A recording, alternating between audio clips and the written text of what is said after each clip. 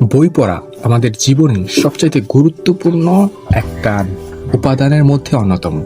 এবং বই পড়তে গেলে আমাদের বই কিনতে হবে, এবং এই বই কিনতে যাওয়ার জন্য আমাদের টাকা খরচ হবে।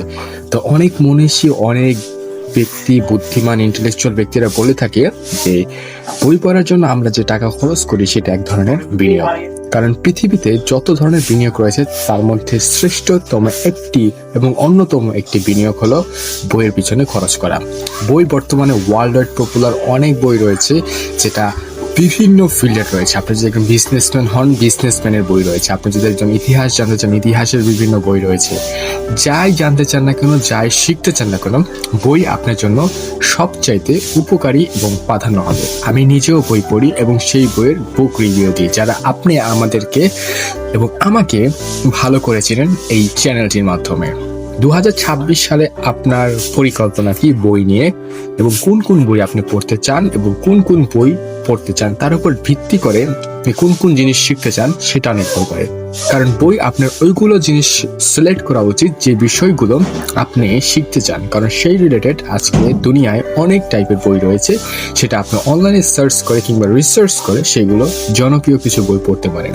ফিজিক্যালি বই পড়া কিংবা অনলাইন বই পড়া, যে যেটাই প্রেফার করেন না কেন, বই পড়া অ্যাবসলিউটলি রাইট। কিন্তু ব্যক্তিগতভাবে আমি ফিজিক্যালি বই পছন্দ করি, কারণ সেখানে কনসেন্ট্রেশন ধরে রাখা অত্যন্ত অত্যন্ত ভালো এবং খুব দীর্ঘ সময় এটা করা যায়। এবং বইয়ের মাধ্যমে আপনি বিভিন্ন থিওরি, বিভিন্ন গল্প জানতে পারবেন, যেটা আপনার লুকিয়ে থাকা যে জ্ঞানটা সেটা অনেক প্রচলিত করবে এবং আপনাকে অনেক অনুপ্রেরণা দেবে বিভিন্ন বিষয় ডেভেলপ করতে।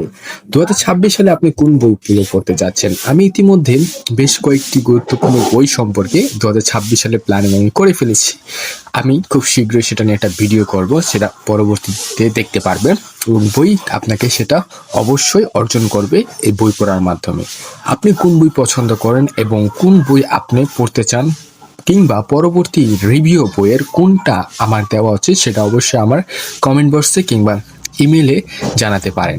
এবং এই বই আপনাকে কতটা সাহায্য করবে সেটা অবশ্যই চাইলে লিখতে পারেন। কারণ আমরা সোশ্যাল মিডিয়ায় সারাক্ষণ ডুবে থাকি এবং অযথা অপ্রয়োগভাবে ব্যবহার করছি এই সোশ্যাল মিডিয়াকে, যেখানে আমরা অনেক ডেটা ব্যবহার করতে পারি আমাদের ডেভেলপ করার জন্য। সেখানে আমরা আমাদের নিজেদের অধঃপতন করছি এবং ড্যামেজ করছি আমাদের ব্রেনের, যেটা আমাদেরকে অনেক অনেক ক্ষতির দিকে নিয়ে যাচ্ছে।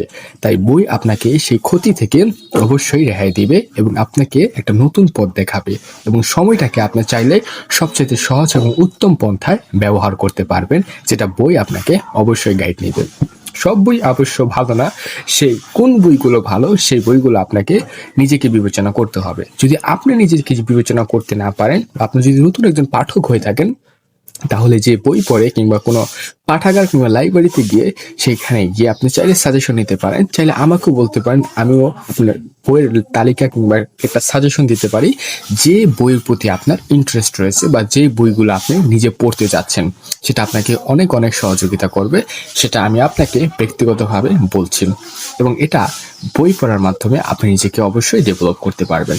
তো দেখা হচ্ছে আপনার সাথে পরবর্তী ভিডিওতে। আপনি চাইলে আপনার বুক লিস্টটা দেখাতে পারেন কিংবা বলতে পারেন, কিংবা অনুপ্রেরণামূলক কোনো একটা ঘটনা বলতে পারেন যেটা আপনার বই পড়ার মাধ্যমে জীবনকে পরিবর্তন করেছে।